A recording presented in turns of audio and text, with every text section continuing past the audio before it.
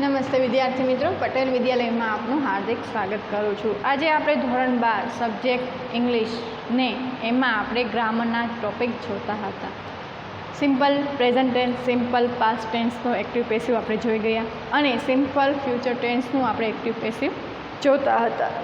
એમાં આપણે હકાર અને નકાર આપણે આ બે રચના શીખી ગયા।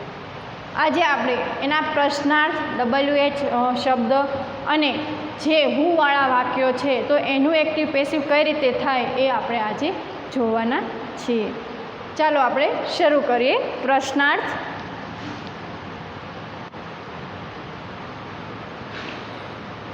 વાક્ય રચના। પ્રશ્નાર્થ વાક્ય રચના છે તો એમાં એક્ટિવ વાક્ય રચના કઈ રીતે થશે? તો પહેલાં શું આવશે? શેલ, વિલ પ્લસ કર્તા પ્લસ ક્રિયા પ્લસ કર્મ પ્લસ અન્ય શબ્દ પ્લસ ક્વેશ્ચન માર્ક। હવે હકાર વાક્યરચના કોને કહેવાય, નકાર પ્રશ્નાર્થ કોને, એ તમને ખ્યાલ છે। હવે જ્યારે આપણે આવા વાક્યો હોય એટલે કે પ્રશ્નાર્થ વાક્યો હોય તો એનું આપણે પેસિવ કઈ રીતે કરવું? તો વિદ્યાર્થી મિત્રો, અહીં આપણે જ્યારે આવા વાક્યો હોય ત્યારે પહેલાં શું લેવાનું? આગળ શેલ કે વિલ પ્લસ શું આવશે? કર્મ। હવે ધ્યાન રાખજો, કર્મ પછી શું આવશે? B plus V3 plus by plus કર્તા પ્લસ અન્ય શબ્દ પ્લસ ક્વેશ્ચન માર્ક। સમજાઈ ગયું કે જ્યારે પ્રશ્નાર્થ વાક્ય રચના હોય અને શેલ વિલ શું લેવાનું? આપણે આગળ લેવાનું, ત્યારબાદ આપણે કર્મ મૂકવાનું, ત્યારબાદ આપણે બી, કર્મ અને V3 આ બંને વચ્ચે શું આવશે? બી પ્લસ બાય અને પ્લસ કરતાં આપણે જે રીતે મૂકીએ છીએ એના એ જ।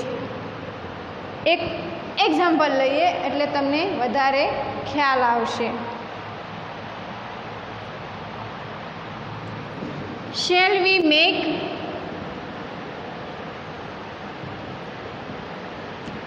અવર captain, shall we make our captain? હવે જ્યારે આને પેસિવ કરીએ ત્યારે આ તો થઈ એક્ટિવ રચના, હવે પેસિવ કરીએ તો શું આવશે? વિલ કોના પ્રમાણમાં? અવર કેપ્ટનના પ્રમાણમાં, બરાબર। અવર કેપ્ટન પછી શું આવશે? બી, મેકનું ત્રીજું રૂપ મેડ, બાય અસ એટલે કે કરતા પ્લસ ક્વેશ્ચન માર્ક। સમજાઈ ગયું? અહીંયા વિલ મૂક્યું કેમ કે કર્મને આધારે, બરાબર। શેલ હતું, વીને આધારે હતું। કેપ્ટન, અવર કેપ્ટન, બરાબર, એ કર્મ આગળ લીધું, પછી આપણે બી મૂક્યું, શેલ વિલ તો આગળ આવી ગયું, બી મૂકી આપણે મેકનું ત્રીજું રૂપ શું હતું? મેડ, બાય જે આપણે મૂકીએ છીએ પેસિવ વોઇસમાં એમ, અને વીનું શું થયું? અસ। શું કામ થયું? સર્વનામમાં જે પ્રકારના ચેન્જીસ થાય છે એ નિયમ અહીં લાગુ પડતા। હવે આપણે બીજું એક એક્ઝામ્પલ લઈએ તો પ્રશ્નાર્થ વાક્ય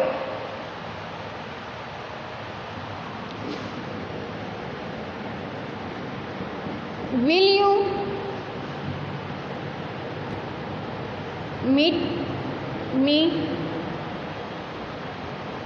tomorrow? Will you meet me tomorrow? હવે આ વાક્ય હોય અને એનું આપણે પેસિવ વોઇસ કરવાનું। અહીંયા તો ખ્યાલ છે ને, એટ શું કામ, પી શું કામ, એ એટલે એક્ટિવ, પી એટલે પેસિવ। હવે will you meet me tomorrow, મને આવતીકાલે મળશો, અને એનું આપણે પેસિવ કરીએ તો પહેલાં શું આવશે? મીનું શું થશે? આઈ तो આપણે ક્યાં મૂકવાનું? પહેલાં શું આવશે? Shell.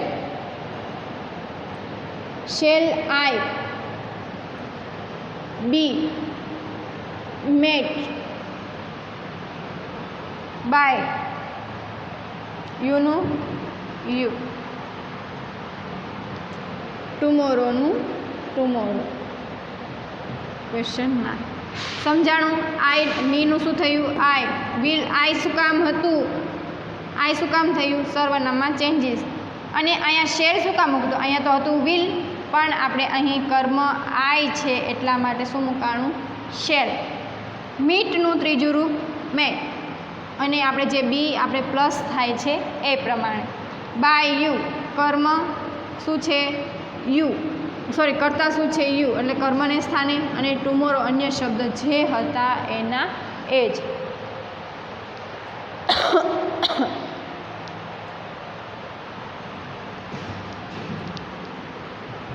will you make hodgepodge? આ છે એક્ટિવ વાક્ય રચના. હવે આની પેસિવ કરીએ તો પહેલાં શું આવશે? will. પછી શું આવશે? hodgepodge. પછી શું આવશે? બી. ખાસ યાદ રાખજો, બરાબર? બી. પછી શું આવશે? મેકનું ત્રીજું રૂપ મેડ. મેક મેડ મેડ. પછી શું આવશે? બાય. યુનું શું થશે? યુ, અને જે ક્વેશ્ચન માર્ક છે એ. સમજાઈ ગયું? આ પ્રકારના ચેન્જીસ તમારે પ્રશ્નાર્થ વાક્ય રચનામાં થાય છે. હવે આ તો સાદા પ્રશ્નાર્થ વાક્ય છે, પણ જ્યારે WH પ્રશ્નાર્થ વાક્ય રચના હોય તો કયા પ્રકારની હોય? તો સિમ્પલ છે. અહીંયા શું પ્લસ થશે? WH પ્રશ્ન શબ્દ, અને અહીંયા પણ WH પ્રશ્ન શબ્દ. બાકી એક પણ પ્રકારના ચેન્જીસ થતા નથી. કઈ રીતે? ચાલો આપણે જોઈએ.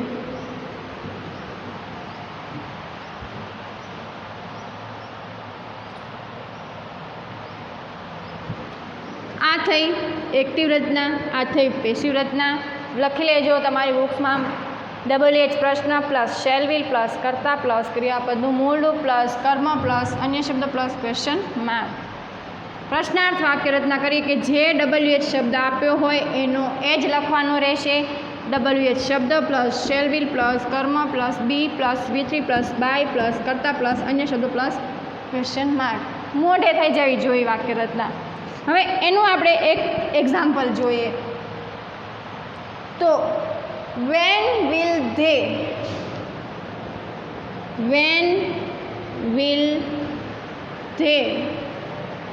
draw a picture? when will they draw a picture? હવે આનું આપણે એક્ટિવ વોઇસમાંથી પેસિવ વોઇસમાં ચેન્જ કરીએ ત્યારે પહેલાં શું આવશે? when. પછી શું આવશે? શેલ વિલનું શું આવશે? વિલ. ત્યારબાદ કર્મ છે શું છે? A picture. પછી શું આવશે? બી. ડ્રોનું ડ્રોન. બાય તેનું તેમ. સમજાઈ ગયું કે આ પ્રકારના ચેન્જીસ છે? ફરી એકવાર એક્ઝામ્પલ લઈએ કે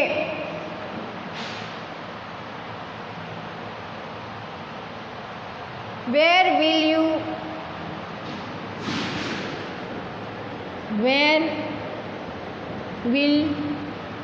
you make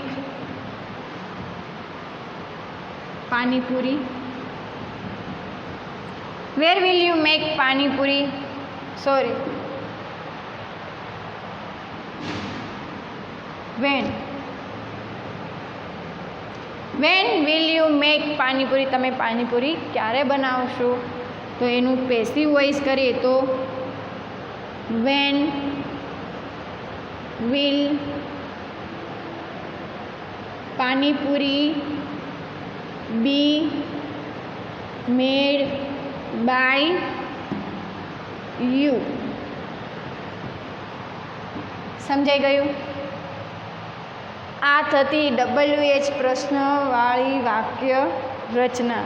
હવે આની જગ્યાએ તમારે વેર આપેલું હોય, વાય આપેલું હોય કે ગમે એ શબ્દ હાવ આપ્યું હોય, હાઉ મેની આપ્યું હોય, તો પણ તમારે શું લખવાનું? જે શબ્દ આપેલો છે એનો એ જ લખવાનો રહેશે, પણ ક્વેશ્ચન માર્ક કરવાનું રહેશે, બી મૂકવાનો રહેશે. બરાબર? આ જે અમુક ચેન્જ છે એ તમારે યાદ કરવાના રહેશે. હવે આપણે આગળ વધીએ તો WH પ્રશ્નવાળી વાક્યરચના શીખ્યા બાદ હુવાળા વાક્યો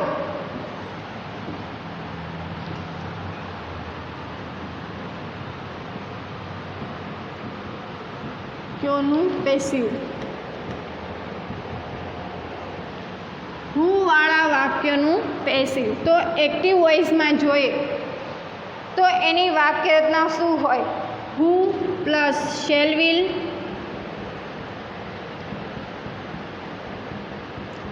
પ્લસ ક્રિયાપદનું મૂળ રૂપ. હું પ્લસ શેલ વિલ પ્લસ ક્રિયાપદનું મૂળ રૂપ પ્લસ કર્મ પ્લસ અન્ય શબ્દ પ્લસ ક્વેશ્ચન માર્ક. આ શેની વાક્યરચના થઈ? હુંવાળા વાક્યો જે પૂછાય છે એની. તો હવે જ્યારે એનું પેસિવ કરીએ તો શું આવશે? બાય હુમ પ્લસ શેલ કે વિલ, શેલ કે વિલ પ્લસ શું થશે? કર્મ પ્લસ બી પ્લસ શું થશે? કર્મ પ્લસ બી પ્લસ V3 પ્લસ અન્ય શબ્દ પ્લસ ક્વેશ્ચન માર્ક જો હોય તો. હવે આપણે એક એક્ઝામ્પલ લઈએ. Who will write, who will write, who will write diary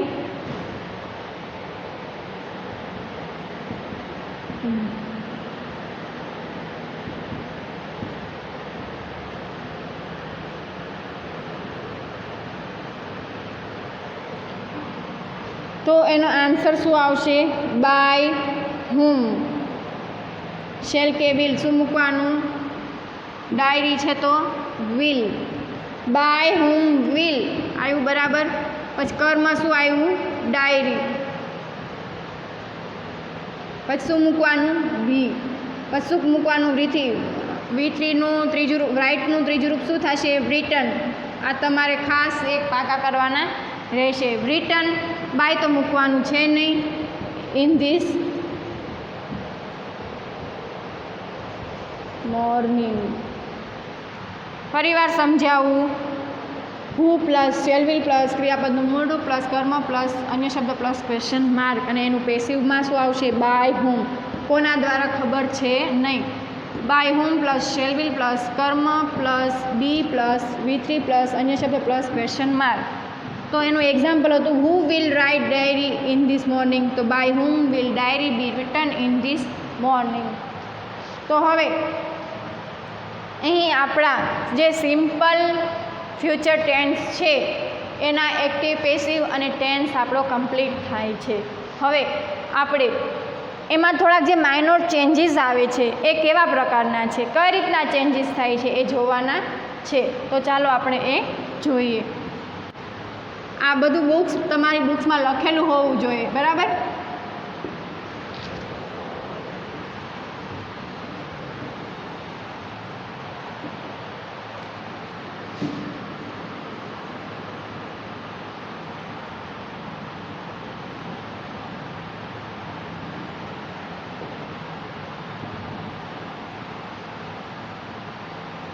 એવી અને પીવી.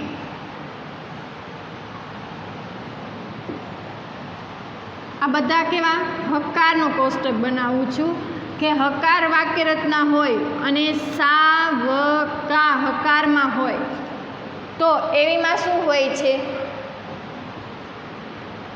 ક્રિયાપદના છેડે એસ કે ઈએસ, બરાબર, જો હોય તો, બરાબર. તો એનું પેસિવ કરીએ ત્યારે શું મૂકવામાં આવે છે? એમ ઇઝ આર, બરાબર.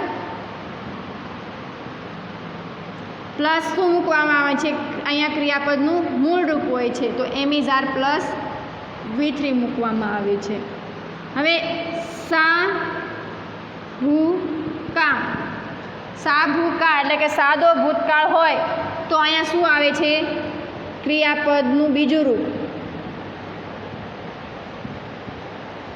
પ્લસ કંઈ આવતું નથી, એટલે કે આ જે ક્રિયાપદના છેડે એસ કે એસ આવે છે ત્યાં એમ ઇઝ આર પ્લસ V3 આવશે, બરાબર. સાભુ કામમાં ક્રિયાપદનું બીજું રૂપ મૂકવામાં આવે છે તો અહીંયા શું આવે છે? વોઝ કે વેર, એટલે કે પેસિવ વોઇસમાં વોઝ કે વેર પ્લસ V3. હવે સા ભ કા એટલે કે સાદો ભવિષ્યકાળની હકાર વાક્ય રચના હોય તો શેલ વિલ પ્લસ ક્રિયાપદનું મૂળ રૂપ એક્ટિવ વોઇસમાં આવે છે. તો પેસિવ વોઇસમાં શું આવે છે? Shall will plus B plus V3. આ સિમ્પલ એક કોષ્ટક છે, બરાબર, કે હકાર વાક્ય રચના હોય અને સાદા વર્તમાનકાળની હોય તો શું આવે, એમાં કયા પ્રકારના ચેન્જીસ થાય એ.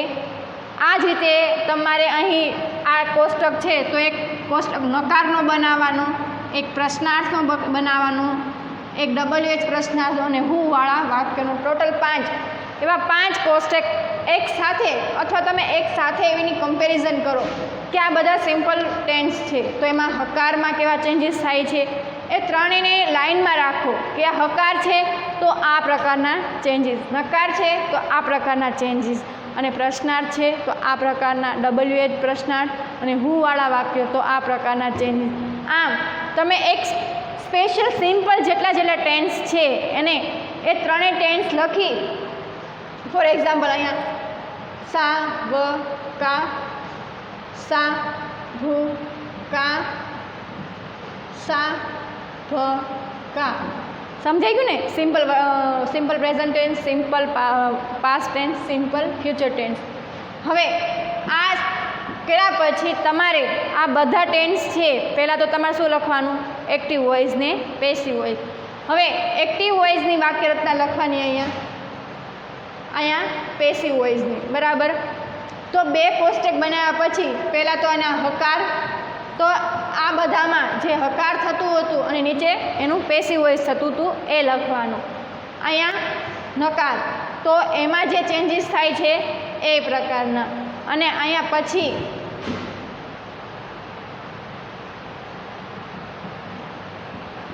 પ્રશ્નાર્થ તો અહીંયા એવી, અહીંયા પીવી, તો એના જે પ્રકારના ત્રણેયમાં ચેન્જીસ થાય. આમ આખી તમારે એક કોષ્ટક બનાવવાનું છે અને એ કોષ્ટક તમારે અહીંયા જ્યારે સ્કૂલે આવો ત્યારે બતાવવાનો રહેશે, ફરજિયાત છે. એટલે તમારે આ કોષ્ટક આખો બનાવી અને તમારે લખવાનો રહેશે. Be careful. જો આ કોષ્ટક તમને એટલા માટે આપ્યો છે કેમ કે જો તમને આ કોષ્ટક તમે સાથે લખશો તો કમ્પેરિઝન કરી શકશો અને કેવા ચેન્જીસ, કયા પ્રકારના ચેન્જીસ થયા એ તમે લખી શકશો. તો અહીં આપણા simple present tense, simple past tense, simple future tense બધાના એક્ટિવ પેસિવ છે એ પૂર્ણ થાય છે. નેક્સ્ટ લેક્ચરમાં આપણે કન્ટિન્યુઅસ ટેન્સ જે પૂછાય છે ચાલુ કાળ ત્રણેયના એ આપણે જોશું. Thank you.